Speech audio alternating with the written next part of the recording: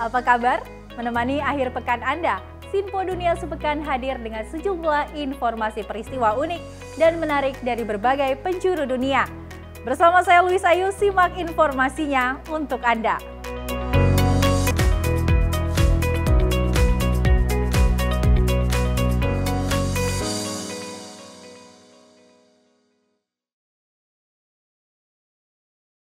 Kita awali informasi yang pertama, pemirsa. Para petugas Bea Cukai dan Perlindungan Perbatasan Amerika Serikat bertanggung jawab untuk memeriksa barang-barang yang keluar dari negara ini.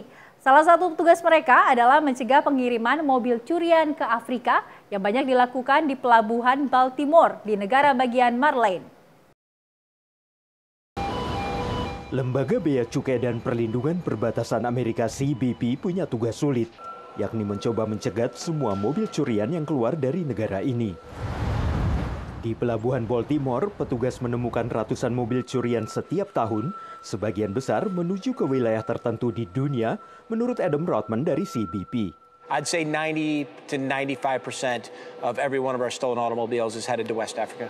Pencurian mobil adalah masalah yang terus meningkat di seluruh Amerika, menurut Guru Besar Kriminologi dari Universitas Miami, Alex Piqueiro. There are people who are stealing cars and car parts to sell them very quickly in the local markets. And then there are people literally stealing cars and literally putting them on containers and selling them, shipping them all over the world, not just to Africa, but also to the Middle East and to Asia. CBP menggunakan mesin sinar X raksasa untuk memindai kontainer dan menentukan apakah kontainer itu mencurigakan dan harus dibuka. Manifest kontainer ini tidak mencantumkan kendaraan apapun, menurut Direktur CBP di Pelabuhan Baltimore, Adam Rodman. It's supposed to be only household goods in there.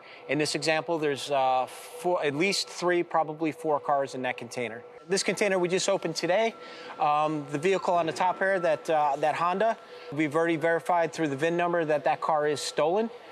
There is 2 more in the back. Menurut penegak hukum, para penjahat sering menyewa mobil untuk jangka 30 hari, lalu membawanya langsung ke dalam kontainer dan menempelkan VIN, yakni nomor identifikasi kendaraan yang palsu di atas yang asli.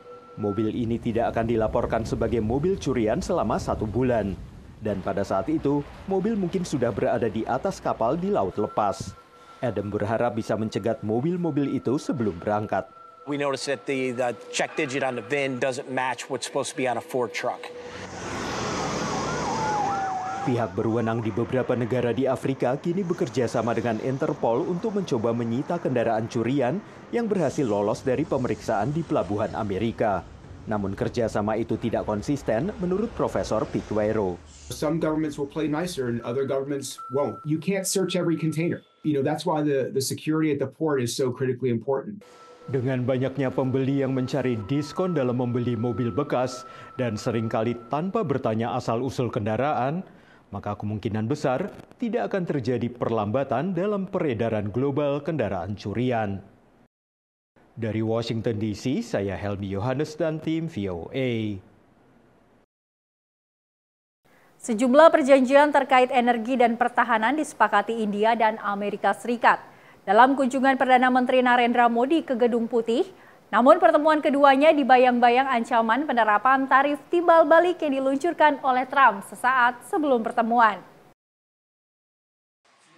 Pelukan hangat Presiden AS Donald Trump dan Perdana Menteri India Narendra Modi membuka pertemuan kedua kepala negara Kamis waktu Washington.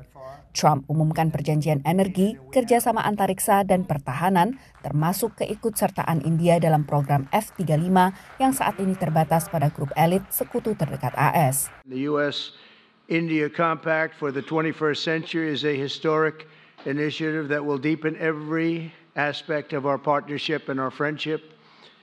Starting this year, we'll be increasing military sales to India by many billions of dollars. We're also paving the way to ultimately provide India with the F-35 stealth fighters. Sementara Modi menekankan kerjasama di bidang energi, terutama reaktor nuklir modular kecil dan perjanjian pertahanan. Modi juga berkelakar bahwa slogan barunya, Make India Great Again, terinspirasi dari slogan kampanye Trump, Make America Great Again. जब अमेरिका और भारत साथ मिलकर काम करते हैं, यानी मागा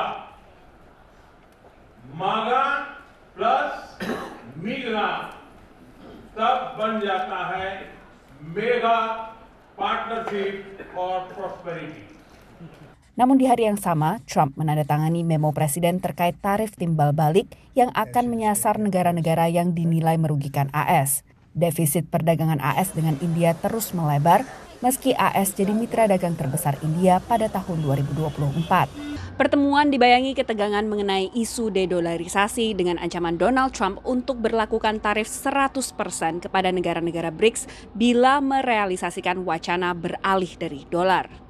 Analis menyebut India memainkan peran aktif di tengah meningkatnya ambisi Tiongkok, terutama dengan upaya terkini Modi untuk memperkuat pertahanan India. India plays a significant role along with Japan, Australia, and the U.S. In terms of thinking about building partners and allies across the Indo-Pacific.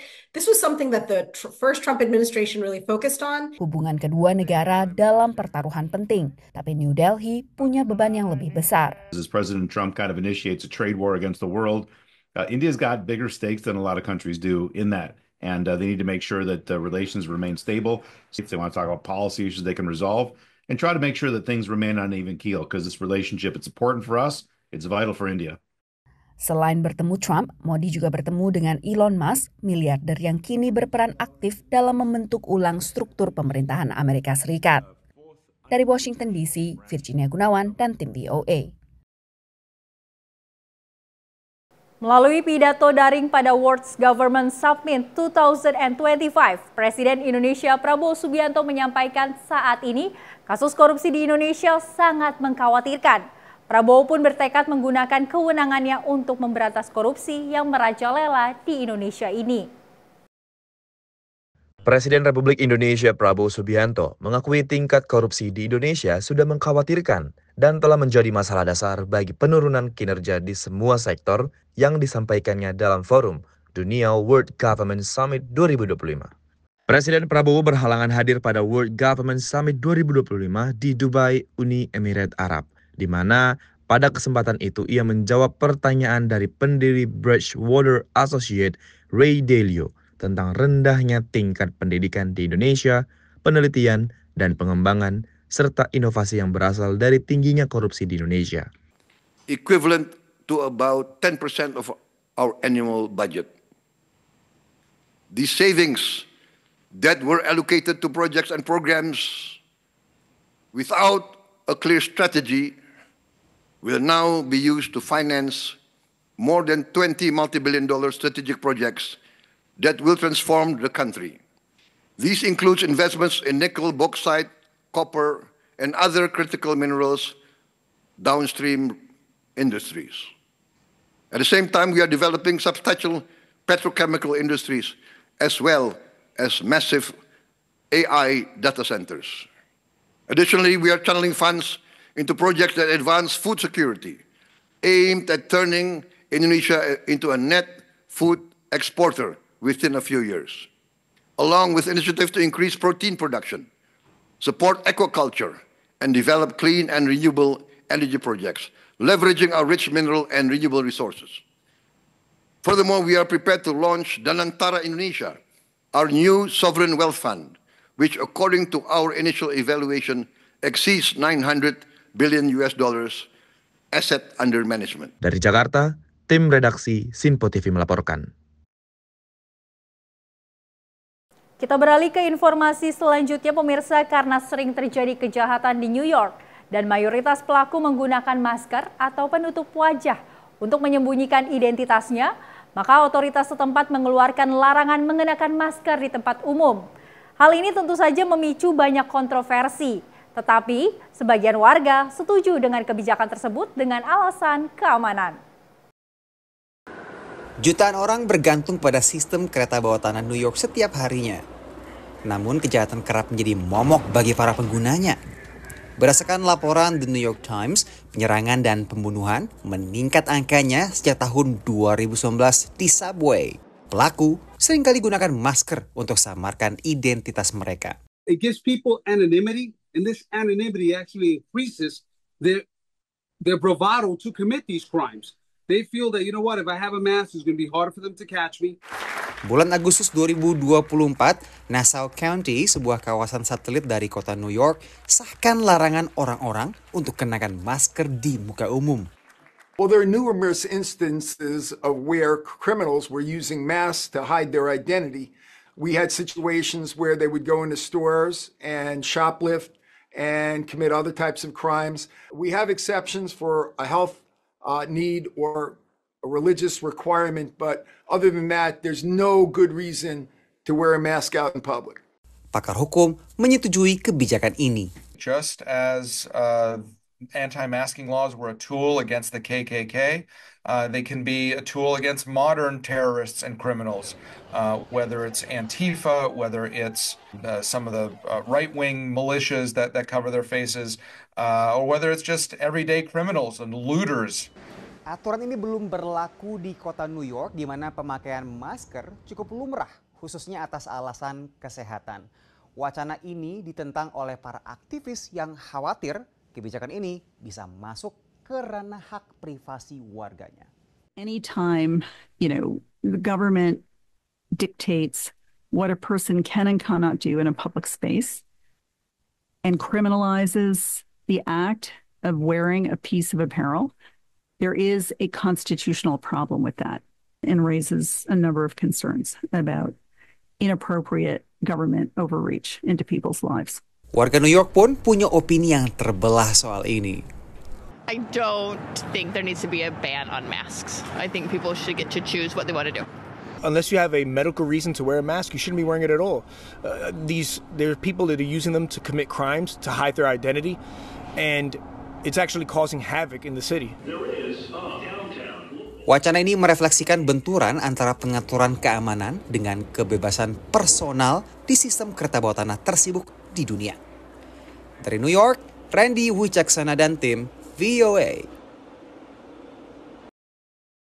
Kabar duka datang dari negara India di mana belasan calon penumpang di stasiun New Delhi dilaporkan meninggal dunia usai mengalami desak-desakan yang cukup padat. Tingginya jumlah penumpang ini saat umat Mahakumbh ini hendak menghadiri perayaan. Sebanyak 18 calon penumpang di stasiun New Delhi, India dilaporkan meninggal dunia usai mengalami desak-desakan ketika hendak menghadiri perayaan umat Mahakumbh di negara bagian Uttar Pradesh, India. Melalui pantauan yang ada, para petugas kereta api mencoba untuk melayani calon penumpang yang berkumpul di dekat rel, di mana petugas polisi tengah memantau kondisi yang membludak. Salah seorang penumpang menilai regulasi hingga pelayanan tiket di stasiun New Delhi terlihat sangat kacau dan mendesak pemerintah untuk menangani hal ini. Perdana Menteri India Narendra Modi turut menyampaikan kesedihan yang mendalam atas insiden yang terjadi, serta menyampaikan bela sungkawa kepada korban dan keluarga. Dari Jakarta, tim redaksi Sinpo TV melaporkan.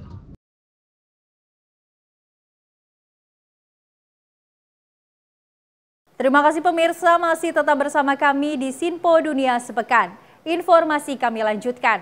Presiden Cina Xi Jinping menemui pengusaha top teknologi di negaranya guna menyoroti soal kondisi peperangan perdagangan dengan Amerika Serikat. Pertemuan ini menguatkan teknologi Cina berekspansi secara global. Presiden Tiongkok Xi Jinping menyambut baik perkembangan pesat dan keberhasilan penting dari proyek teknologi sektor swasta domestik selama simposium yang dihadirkan oleh pengusaha top pada Senin lalu di Beijing, China. Dalam kesempatan ini mengikuti peluncuran model AI Cina DeepSeek yang banyak dibicarakan baru-baru ini yang bertujuan untuk menurunkan OpenAI yang berbasis di Amerika Serikat. Dari Jakarta, tim redaksi Sinpo TV melaporkan.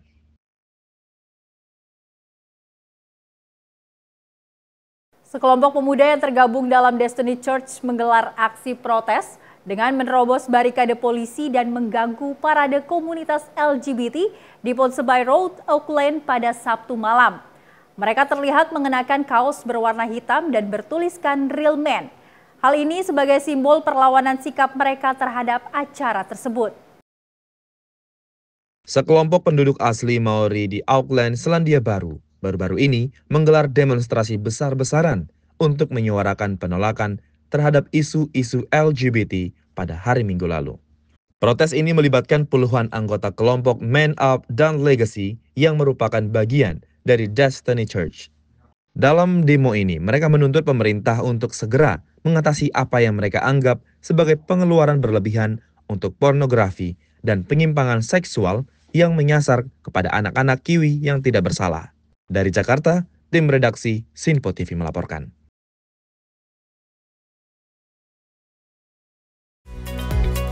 Pemirsa, informasi tadi sekaligus menutup jumpa kita pada edisi kali ini.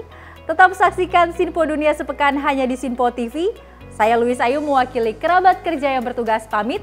Terima kasih atas kebersamaan Anda. Happy weekend.